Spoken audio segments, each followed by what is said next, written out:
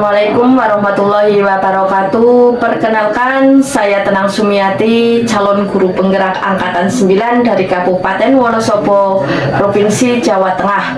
Pada kesempatan kali ini, saya akan melakukan wawancara bersama Ibu Kepala Sekolah saya, yaitu Ibu Nur Ngasaroh, SPD. Beliau adalah sebagai Kepala Sekolah di TK Pertiwi Gumiwang, Kabupaten Wonosobo, Provinsi Jawa Tengah. Pada hari ini, saya akan melakukan wawancara sesuai dengan modul 3.1, yaitu tentang pengambilan keputusan berbasis nilai-nilai kebajikan sebagai pemimpin. Selamat mengikuti. Assalamualaikum warahmatullahi wabarakatuh. Waalaikumsalam warahmatullahi wabarakatuh. Selamat siang Ibu, bagaimana kabarnya hari ini? Tentunya kami baik-baik saja, alhamdulillah. Semoga Ibu Tenang juga dalam keadaan baik dan sehat. Amin, alhamdulillah. Mohon maaf Ibu, saya mengganggu waktu Ibu karena saya akan melakukan wawancara untuk memahami tentang pengambilan keputusan yang dilakukan Ibu, bagaimana pengambilan keputusan berbasis kebajikan sebagai pemimpin di sekolah ini, nggih. Baik, nanti saya akan mencoba menjawab pertanyaan-pertanyaan Ibu Tenang yang diajukan kepada kami. Semoga nanti saya bisa menjawabnya dengan baik. Oke, terima kasih Ibu. Mohon maaf, Ibu kan sebagai Kepala Sekolah DTK Pertiwi Gumiwang ini, selain itu kan juga sebagai pengurus pada organisasi GTKI Kecamatan Sukoharjo, Ibu. Tentu saja dalam sebuah organisasi pasti menemui masalah-masalah atau kasus-kasus di sana, Ibu. Nah, maka dari itu, selain itu, bagaimana Ibu dapat mengidentifikasi kasus-kasus yang merupakan dilema etika atau bujukan moral tersebut, Ibu? Baiklah Ibu Tenang, tentu saja dalam berorganisasi banyak kami juga menemui masalah-masalah, baik itu dalam organisasi itu sendiri maupun di sekolah kami. Baiklah, dalam mengidentifikasi kasus-kasus yang terjadi, tentunya yang pertama kami akan melihat dan memastikan apakah masalah yang kami hadapi benar atau hanya dugaan saja. Kemudian kami juga harus tahu siapa saja yang terlibat dalam masalah tersebut. Dan yang terakhir, kami akan mengenali bahwa masalah itu benar lawan benar sebagai dilema etika atau benar lawan salah sebagai bujukan moral itu sendiri. Oh ya, berarti untuk mengidentifikasi kasus-kasus antara dilema etika atau bujukan moral itu dengan cara melihat dan memastikan bahwa masalah itu benar atau hanya dugaan, gitu saja ya Bu? Iya, benar. Terus untuk selanjutnya mengidentifikasi siapa saja yang bersangkutan dalam masalah tersebut. Kemudian mengidentifikasi bagaimana itu adalah masalah dilema etika ataukah bujukan moral, seperti itu Ibu.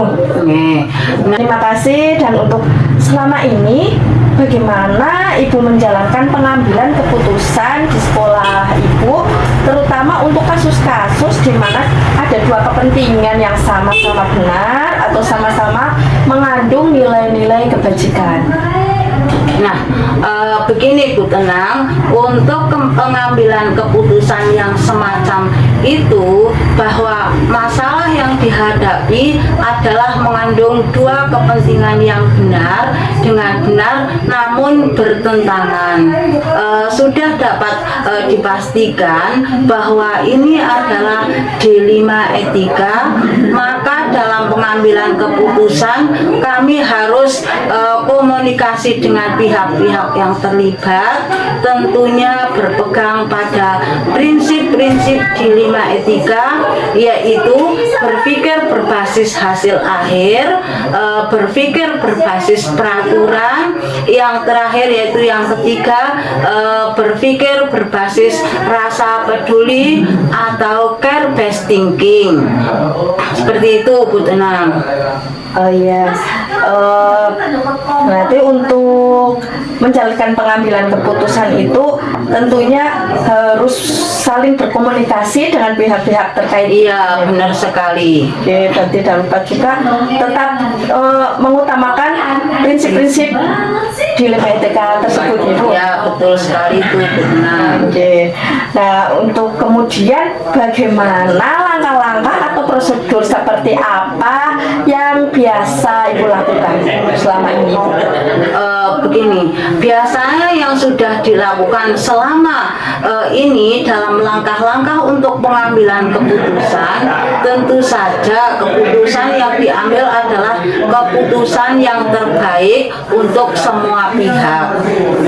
Tentunya dengan langkah-langkah seperti mengidentifikasi masalah, melihat siapa yang terlibat, mengumpulkan fakta yang relevan dengan situasi tersebut, melakukan pengujian apakah kasus ini benar lawan benar, kemudian mengambil sebuah keputusan, namun tidak lupa juga merefleksikan kembali apakah keputusan yang diambil sudah tepat, sehingga semua akan berjalan dengan baik seperti yang diharapkan kita tentunya.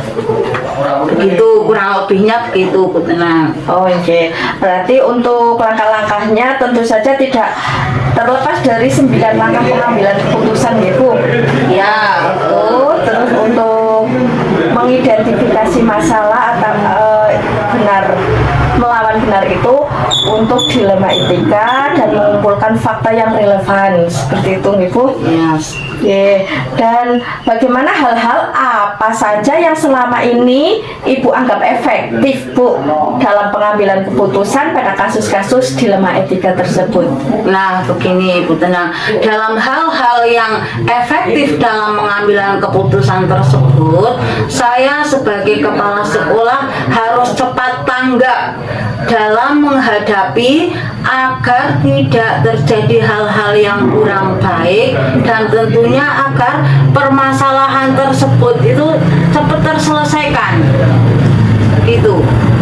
Oke, berarti untuk keefektifannya itu harus cepat tanggap agar Cepat cepat selesai permasalahan dan tidak menimbulkan permasalahan baru lagi. Oke. Ya, berarti kalau ditunda-tundakan nanti bisa menambah masalah lagi, ya, Bu. Ya. Jadi benar untuk efektifnya itu harus cepat cepat tanggap dan supaya tidak terjadi permasalahan baru lagi. Iya. Baik, untuk selanjutnya ini hal-hal apa saja yang selama ini merupakan tantangan? Biasanya kan kalau ingin mengambil keputusan itu kadang ada tantangan tersendiri, ya, Bu.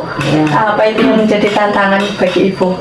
Benar sekali, dalam kami sebagai kepala sekolah mengambil keputusan tentunya banyak sekali tantangan-tantangan yang kami hadapi dalam pengambilan keputusan pada kasus dilema etika ini, yaitu saya harus benar-benar mengambil keputusan berdasarkan prinsip dilema etika yang tepat, apakah sesuai hasil akhir, sesuai peraturan, atau berpikir dengan rasa peduli, atau disebut dalam bahasa Inggrisnya yaitu care based thinking yang tadi dalam sudah saya sebutkan dalam prinsip-prinsip dilema itu sendiri. Oh iya, berarti memang untuk tantangannya itu seperti itu Ibu, harus sesuai prinsip agar permasalahan itu ya tidak ada lagi permasalahan baru, ngoten nggih. Jadi prinsip-prinsip itu harus digunakan. Harus dalam kita mengambil keputusan harus menggunakan prinsip-prinsip yang sudah ditentukan di sini dalam etika D5. Terima kasih. Untuk selanjutnya, apakah Ibu memiliki sebuah tata kala atau jadwal tertentu dalam sebuah penyelesaian kasus dilema etika? Apakah Anda langsung menyelesaikan di tempat atau memiliki sebuah jadwal untuk menyelesaikannya? Bentuk atau prosedur seperti apa yang Ibu jalankan? Nah begini, untuk penjadwalan saya sebagai pembina atau kepala sekolah di sini jarang atau bahkan tidak pernah melakukan penjadwalan karena saya pikir bahwa setiap masalah yang ada harus segera teratasi dan selesai pada saat itu juga, yang artinya kami tidak menunda-nunda dan kami tangani tanpa terjadwal karena tugas kami di sini adalah sebagai pendidik lebih utama daripada hanya menyelesaikan permasalahan yang tertunda. Oh, oke. Berarti untuk tata kala atau jadwal tidak ada penjadwalan yang pasti. Iya, memang harus itu ya. Kalau ada masalah pada saat ini ya harus diselesaikan, bisa diselesaikan pada saat ini juga. Ya, karena memang tugas guru itu bukan hanya mengurusi ini ya Bu, masalah-masalah saja. Betul sekali. Padahal kan yang tugas pokoknya itu mengajar seperti itu. Ya, agar masalah itu tidak tertunda-tunda dan cepat selesai agar tidak menimbulkan lagi masalah-masalah yang baru. Betul. Adakah seseorang Bu atau faktor-faktor apa yang selama ini mempermudah atau membantu Ibu dalam pengambilan keputusan dalam kasus-kasus dilema ini? Nah, terkait dengan permasalahan ini, saya tentu saja tidak bisa berjalan sendiri dalam menyelesaikan permasalahan tersebut. Tentu saja saya berkolaborasi dengan rekan guru di sekolah saya, komite sekolah, bahkan pemerintah desa jika memang permasalahan itu harus melibatkan pihak terkait agar permasalahan cepat teratasi dan tidak menghadirkan masalah baru nantinya. Maka saya tidak bisa memberi keputusan sendiri. Nah, bahkan saya melibatkan orang-orang terkait, bisa dari komite, bisa dari bantuan dari desa dan lain sebagainya. Itu. Oke. Untuk faktor-faktor yang mempermudah membantunya berarti Ibu berkolaborasi nggih? Ya, berkolaborasi dengan pemerintah desa maupun rekan guru maupun komite begitu. Untuk yang terakhir nih Bu, dari semua hal yang telah disampaikan, pembelajaran apa yang dapat Ibu petik dari pengalaman Ibu mengambil keputusan dilema etika tersebut?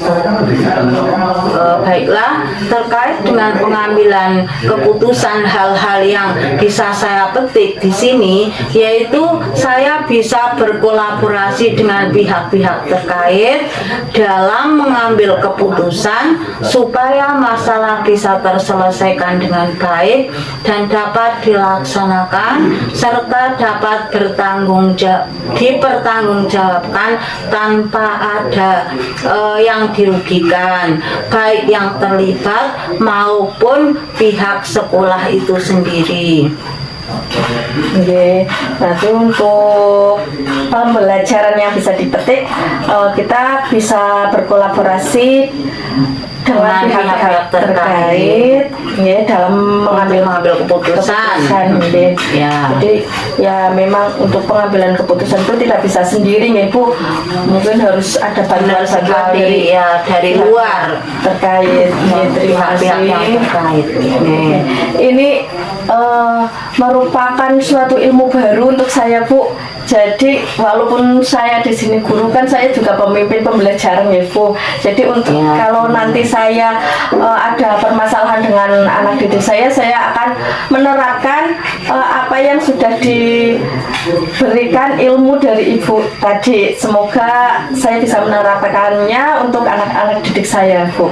Amin. Oke, seperti itu mungkin Bu Tenang dari apa yang pertanyaan-pertanyaan yang Ibu kasih pada kami, hanya itu yang bisa kami jawab. Semoga bisa menjadikan apa yang Bu Tenang harapkan di sini. Untuk motivasi untuk Bu Tenang dari kami yaitu semangat terus, semangat dan semangat, pantang menyerah dalam apapun, meskipun di dalam proses perjalanan CGP ini tidak mudah. Tapi kalau dijalankan dengan ikhlas dan penuh semangat, insya Allah apa yang Bu Tenang cita-citakan dalam guru penggerak tersebut bisa berhasil dengan baik. Amin. Terima kasih atas motivasi dan dukungannya Ibu. Selama ini saya menjalankan program CGP ini juga atas dukungan Ibu yang begitu sangat mendukung, memotivasi saya. Semoga ke depan saya tetap bisa melanjutkan program CGP ini sampai selesai, dan ini alhamdulillah sudah modul ketiga Ibu, udah di penghujung pembelajaran, tinggal 2 lagi. Tetap memohon dukungan dan doa dari Ibu ya Bu. Siap. Untuk sekali lagi untuk motivasi dari kami untuk Bu Tenang, semangat dan semangat. Amin. Terima kasih Bu. Wassalamualaikum warahmatullahi wabarakatuh. Waalaikumsalam warahmatullahi wabarakatuh.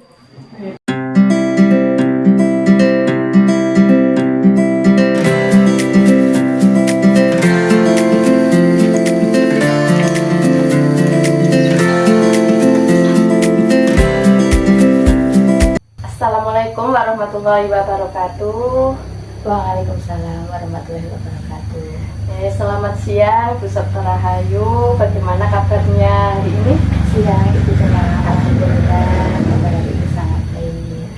Ya, terima kasih saya ucapkan kepada Ibu yang telah mengizinkan saya untuk berkunjung di TK Ibu, TK Qur'ania Suryudan. Dan tujuan saya ke sini, yang pertama saya ingin bersilaturahmi kepada Ibu.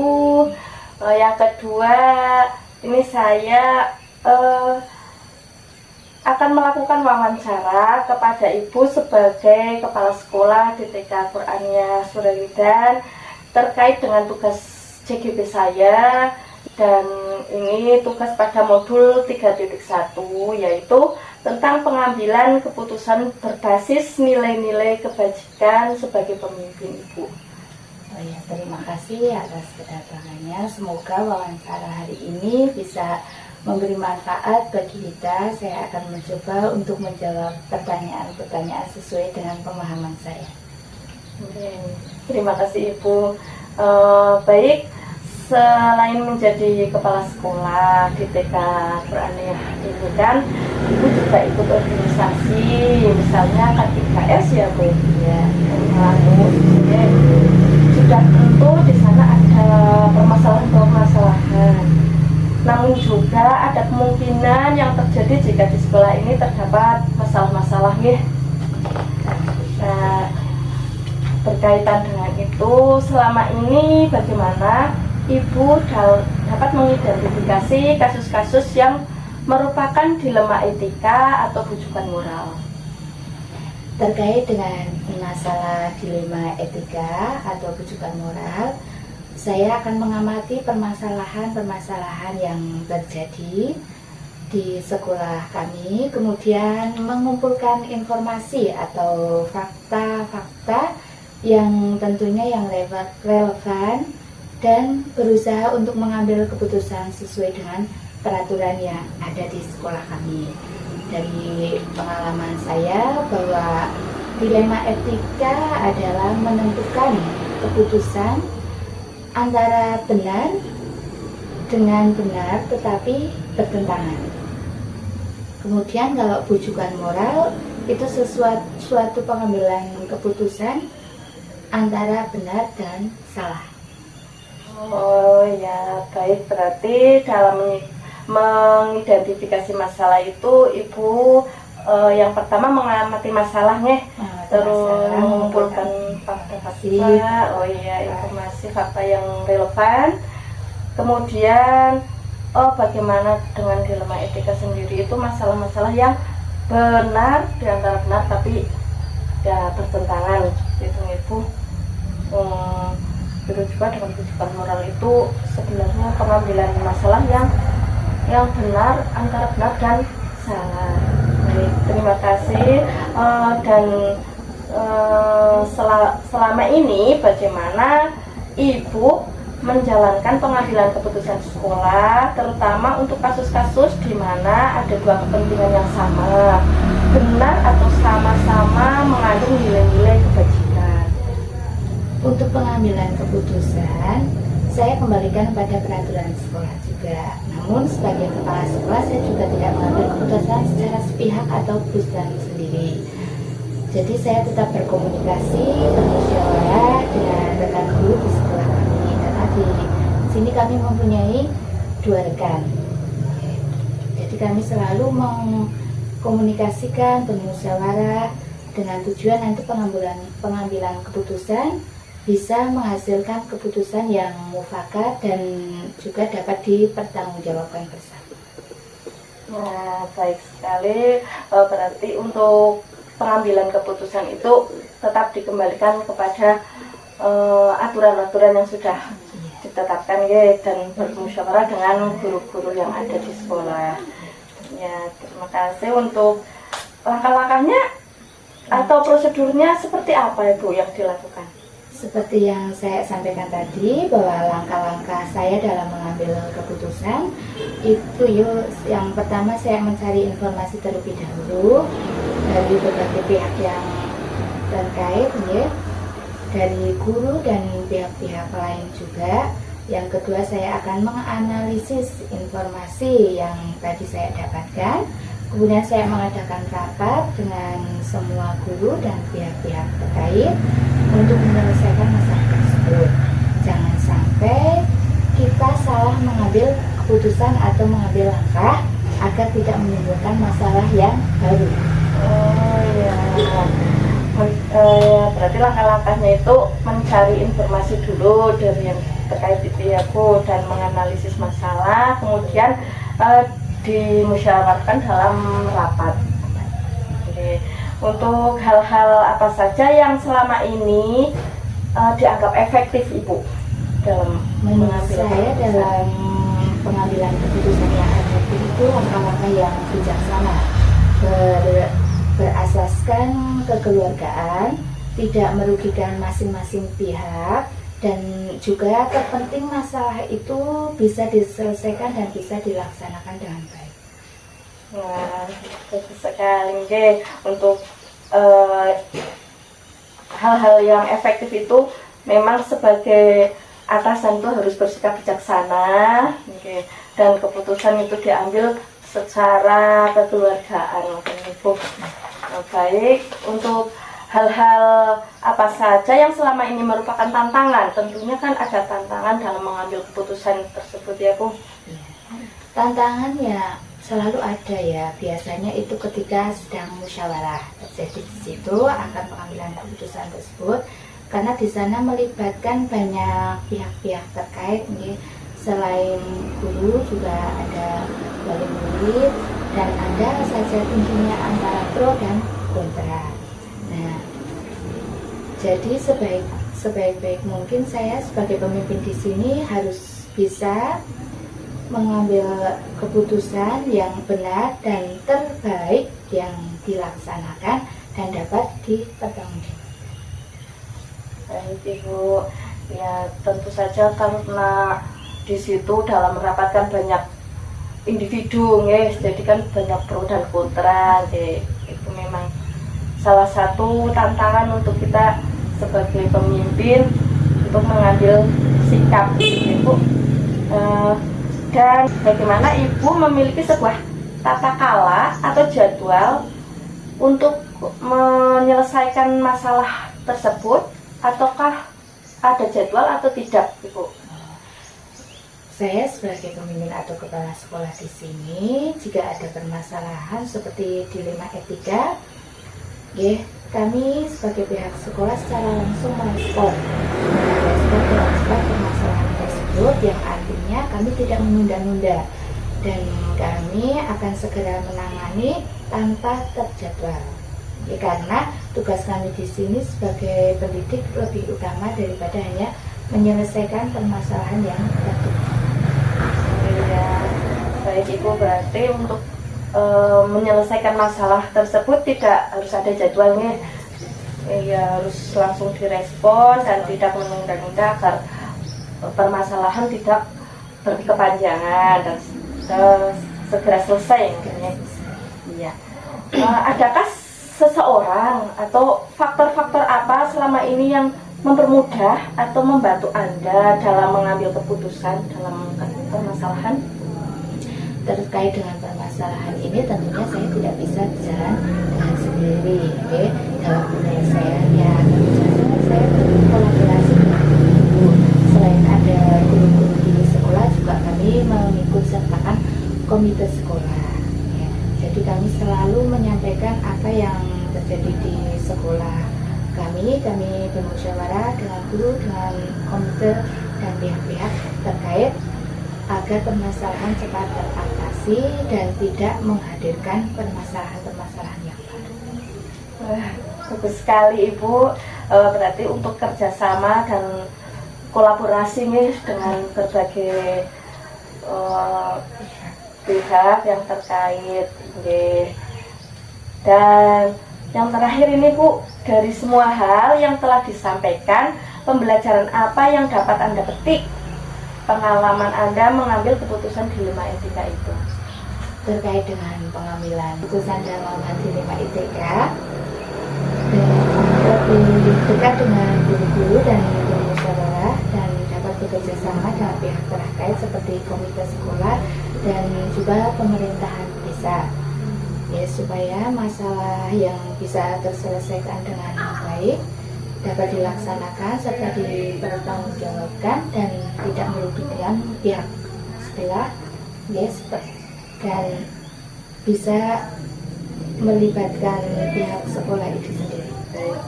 Berarti pelajaran yang bisa dipetik itu kita jadi tidak mudah untuk berkomunikasi dengan pihak yang terkait, jadi bisa berkolaborasi, bisa memecahkan masalah bersama-sama agar tidak ada masalah-masalah baru.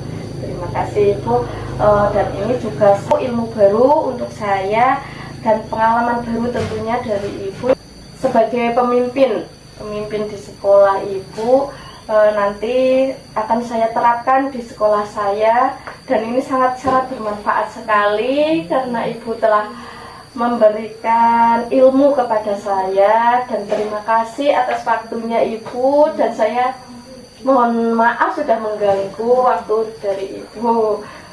Terima kasih juga saya ucapkan atas kedatangan Ibu Tenang ke sekolah kami. Mudah-mudahan benar-benar bermanfaat, dan apabila yang saya sampaikan kurang pas, ya mudah-mudahan dalam Ibu Tenang melaksanakan tugas sebagai JGP selalu dipermudah, bisa lancar semuanya dan bisa tentunya mendapat ilmu-ilmu baru yang sangat bermanfaat bagi lembaga. Amin. Terima kasih Ibu atas waktunya.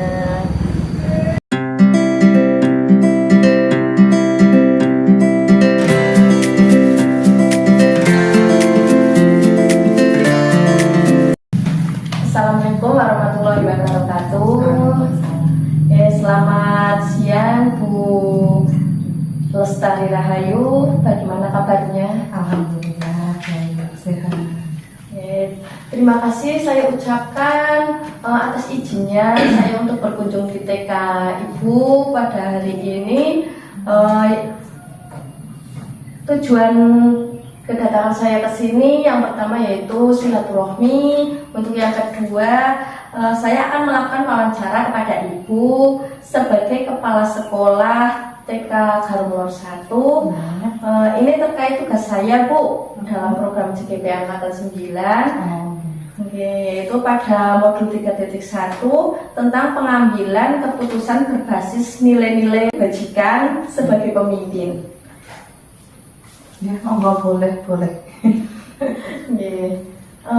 Terima kasih sebelumnya. Selain menjadi kepala sekolah di TK Garumulor 1 ini, Ibu kan juga ikut organisasi misalnya K3S ya, Bu? Iya, Atau itu gugus yang ini. sekecamatan. Dan sudah tentu di sana ada juga permasalahan-permasalahan. Namun juga ada kemungkinan yang terjadi jika di sekolah ini terdapat masalah-masalah seperti itu, Ibu. Banyak masalah apalagi kaitannya sama anak-anak gitu. Ya, kami selaku pendidik, saya berkolaborasi sama guru nanti caranya itu mendidik anak dan memberikan bimbingan kepada anak sewaktu pembelajaran. Gitu. Terima kasih. Dan selama ini bagaimana Ibu dapat mengidentifikasi kasus-kasus yang merupakan dilema etika atau bujukan moral, Ibu? Itu kaitannya dengan pembelajaran anak maksudnya? Ya, permasalahan yang ada di sekolah. Oh iya. Iya, terima kasih. Kebanyakan kalau permasalahan yang kami alami itu di lembaga yang sangat relevan itu dengan kegiatan pembelajaran anak. Misalkan kalau nanti anak mempunyai permasalahan yang caranya itu anak waktu belajar kok tidak semangat atau bagaimana. Nah, terkait masalah dilema etika itu atau bujukan moral, saya akan mencari tahu apakah permasalahan yang terjadi itu benar-benar atau hanya dugaan saja. Misalkan anak dipukul teman, padahal anak itu tidak. Nah, saya langsung mencari anak tersebut, mendatangi dan membujuk dengan memberikan pertanyaan-pertanyaan terlebih dahulu. Saya tidak langsung menghakimi kepada anak yang dituduh oleh anak yang satu itu. Misalkan kok, Bu, saya dipukul Doni. Nah, saya tidak langsung percaya 100%, tapi saya akan klarifikasi dulu seperti apa kejadiannya agar anak juga tidak merasa tidak merasa oh saya sebagai tersangka, saya sebagai korban, itu tidak, tapi kami berusaha untuk mendamaikan dengan ya itu tadi, kita memancing dengan pertanyaan-pertanyaan kepada anak. Seperti apa sih sebenarnya yang terjadi? Ataukah ada saksi teman yang lain? Ataukah ada dari teman yang lain misalkan, enggak Bu, itu jatuh sendiri, atau seperti apa, misalkan seperti itu. Kemudian saya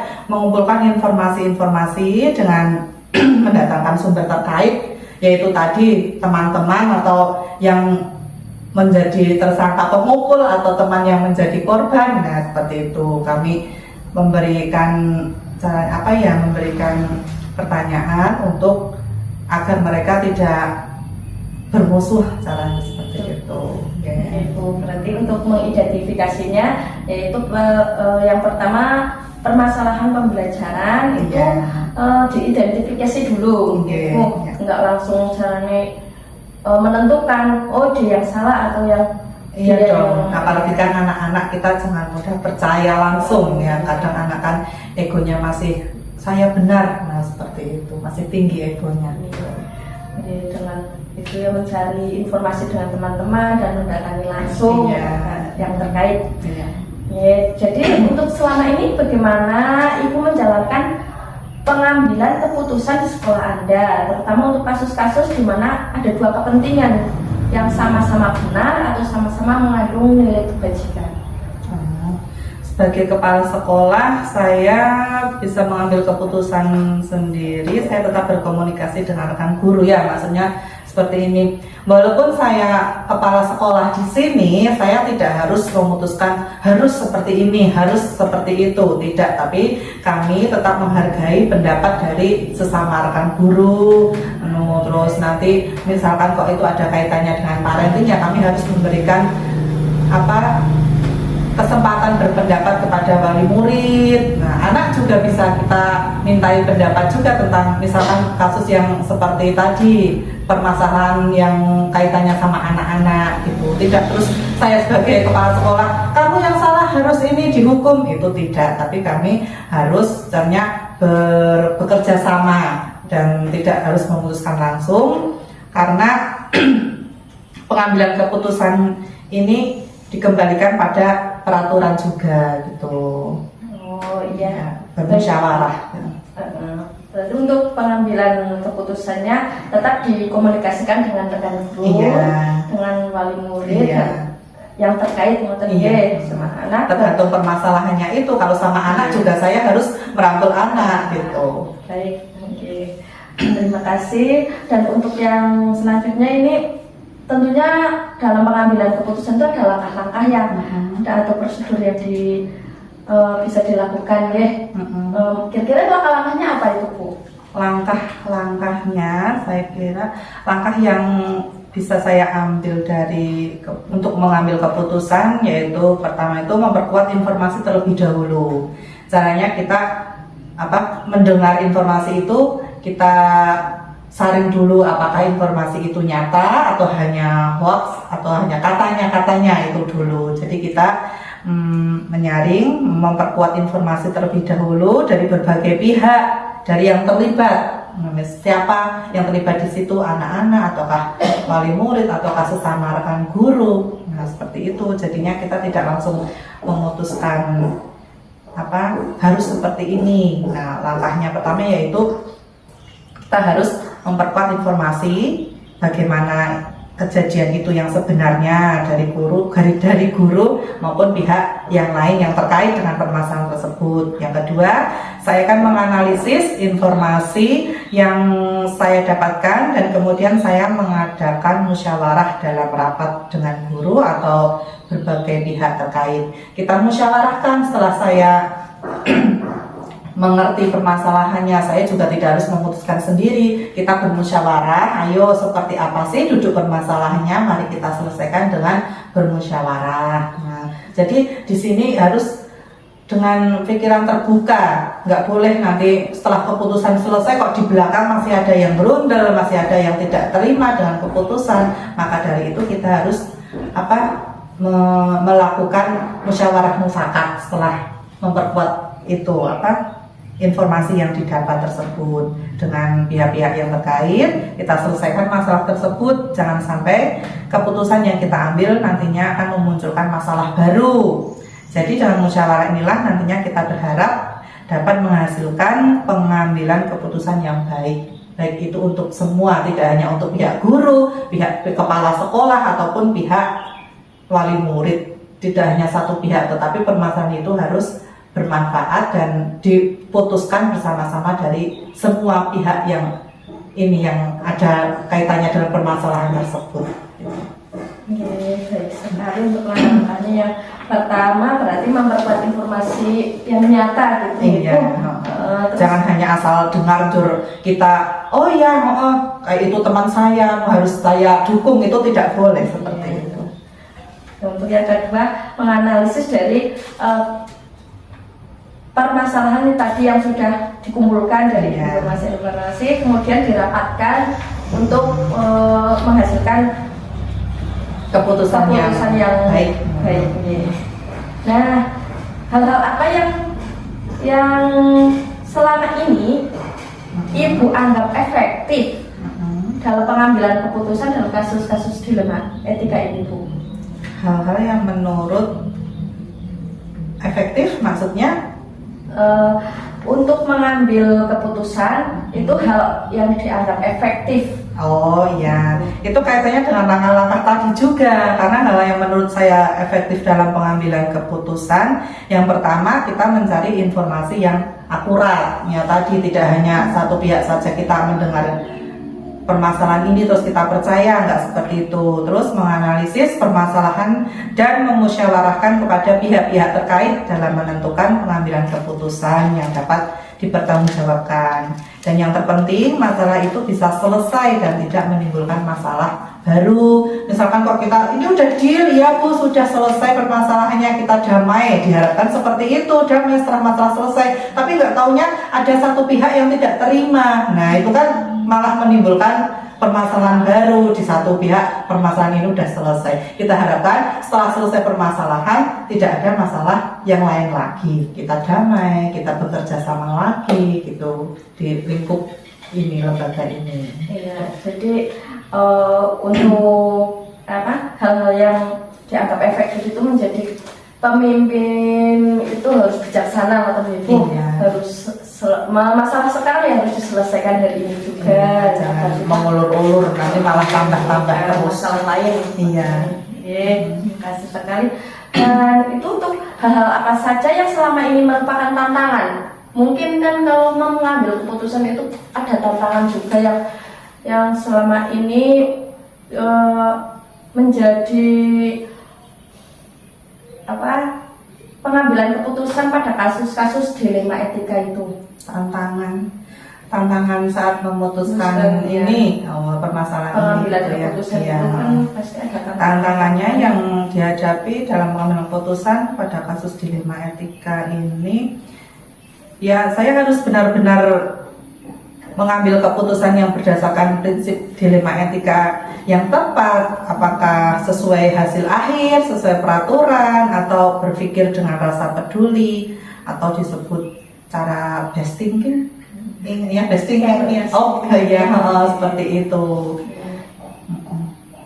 Oh iya, berarti tantangannya itu harus benar-benar mengambil keputusan itu dengan bijak dan harus dengan itu ya peraturan yang sudah ada. Jadi misalkan itu harus dengan prinsip care based thinking, jadinya tidak nambah-nambah. Ya, baik, terima kasih. Dan untuk apakah Ibu memiliki sebuah tata kala atau jadwal tertentu dalam sebuah penyelesaian kasus dilema etika? Apakah Ibu langsung menyelesaikan di tempat atau memiliki jadwal untuk menyelesaikannya? Bentuk atau prosedur seperti apa yang Anda jalankan? Kalau permasalahannya itu tentang anak, kaitannya dengan anak, kita nggak bisa dong harus ditunda besok. Nah, anak di situ waktu belajar kok ada permasalahan yang timbul, entah itu mereka bertengkar atau apa, ya kita harus gerak cepat dong. Masa harus kita tunda besok ya? Udah kalian sekarang enggak seperti itu, tapi kita harus selesaikan masalah itu sekarang juga. Karena apa? Karena kalau ditunda-tunda nanti yang tidak diharapkan anak akan mendendam, jadi dendam juga. Oh itu belum. Nah kalau misalkan kita suruh mereka minta maaf atau apa, itu kan sudah selesai. Begitu juga dengan sesama guru, rekan kerja, sama wali murid juga, dengan sama kepala sekolah juga. Seandainya ada masalah, kita langsung selesaikan saat itu juga. Jadi biar tidak berlarut-larut, nanti malah tidak ada keputusan yang baik juga, karena nanti kita akan lama bermusuhannya gitu ya. Berarti tidak ada jadwal itu, tidak langsung gerak cepat dan selesai masalah sekarang juga. Iya. Oh iya. Diharapkan ya itu tidak menunda-nunda, dan diharapkan permasalahan itu selesai saat itu juga, biar ya rukun, tidak ada masalah yang lain lagi. Iya. Terima kasih. Adakah seseorang atau faktor-faktor apa yang selama ini mempermudah Ibu dalam membantu menyelesaikan pengambilan keputusan itu, Bu? Ya, di lembaga kami kalau misalkan ada permasalahan atau konflik, ya tentunya konflik itu entah itu sederhana atau tidak, kami tetap melibatkan kepada sesama rekan kerja. Nah, sesama rekan kerja kita membahas permasalahan ini. Seandainya kalau ada kaitannya sama wali murid, kita bisa mendatangkan sama komite sekolah, nah itu atau yayasan ya, meminta tolong ini kok ada permasalahan seperti ini, mohon dibantu karena kaitannya sama yayasan dan dengan permasalahan dengan wali murid, misalkan kok akhir tahun atau apa seperti itu, kita tetap melibatkan komite karena komite itu ya tidak boleh lepas dari lembaga ya, karena mereka adalah naungan dari yayasan tersebut dan penanggung jawab selain kepala desa. Oh, baik Ibu. Berarti intinya berkolaborasi ya dengan pihak terkait, baik rekan kerja, wali murid, atau komite sekolah, yayasan. Nah, yang terakhir Bu, dari semua hal yang telah disampaikan, pembelajaran apa yang dapat Anda petik dari pengalaman Anda mengambil keputusan dilema etika? Ya, tentunya yang dapat saya ambil dari ini ya tentang pengambilan keputusan ini, saya dapat berkolaborasi dan tidak bisa berdiri sendiri. Kita bekerja sama dengan sesama rekan guru, terus dan pihak-pihak terkait di dalam mengambil keputusan supaya masalah bisa terselesaikan dengan dengan mengambil keputusan supaya masalah selesai dengan baik, maksudnya seperti itu, tidak berlarut-larut, terus dan dapat dilaksanakan keputusan tersebut seperti apa, dilaksanakan dengan penuh tanggung jawab, tidak hanya sekedar saya setuju, masa sudah selesai, nggak taunya di belakang masih kurang puas atau masih ada ya yang kurang setuju gitu dengan keputusan yang diambil, tidak, tapi ya itu tadi, kita dari keputusan tersebut diharapkan semua terkait bisa melaksanakannya dengan baik gitu. Oke. Jadi untuk hal-hal yang bisa dipetik yaitu menjadikan keharmonisan ya dari semua pihak dapat berkolaborasi dan bekerja sama untuk mengambil sebuah keputusan itu yang bisa dijalankan dan untuk kebaikan kedepannya semua. Baik, terima kasih Ibu Lestari, dan ini pengalaman baru untuk saya dan ilmu baru ya, walaupun saya bukan kepala sekolah Ibu, saya adalah seorang guru, namun ini saya juga bertanggung jawab memimpin anak-anak didik saya. Jadi untuk masalah-masalah pasti akan timbul juga seperti yang dialami oleh Ibu, dan mungkin dari pengalaman Ibu ini bisa saya terapkan di lembaga saya untuk saya bisa mengatasi masalah-masalah yang ada di dalam Yang kita berkecimpung dengan anak ya Bu, jadinya kita harus bisa memberikan rasa nyaman kepada anak. Kita juga sama wali murid juga tidak lepas sih dari wali muridnya. Karena itu sebaik-baiknya kita sebagai pendidik ya harus itu tadi tentang permasalahan dilema itu ya, kita harus memberikan keputusan yang baik tanpa tidak merugikan salah satu pihak gitu. Selamat ya, udah sampai tahap mana CGP-nya? Alhamdulillah ini untuk modul 3 Bu, udah di penghujung modul, tapi baru yang 3.1 masih 2 modul lagi. Mohon doanya nih Bu. Ya, semoga dengan ikut CGP ini Bu Tenang nantinya akan lebih banyak pengetahuan yang dapat diambil, pendidikan juga yang didapat, nanti bisa ditularkan kepada teman-teman, sesama rekan guru, sesama ya teman-teman yang lain yang seprofesi, nanti monggo ditularkan ya, semoga berhasil, nantinya akan bermanfaat. Amin. Terima kasih Ibu. Terima kasih atas waktunya, dan saya mohon maaf karena sudah mengganggu waktu Ibunya. Ini lagi yang pas jam istirahat, jadi anak-anak enggak gitu. Terima kasih sekali Ibu. Assalamualaikum warahmatullahi wabarakatuh. Waalaikumsalam warahmatullahi wabarakatuh.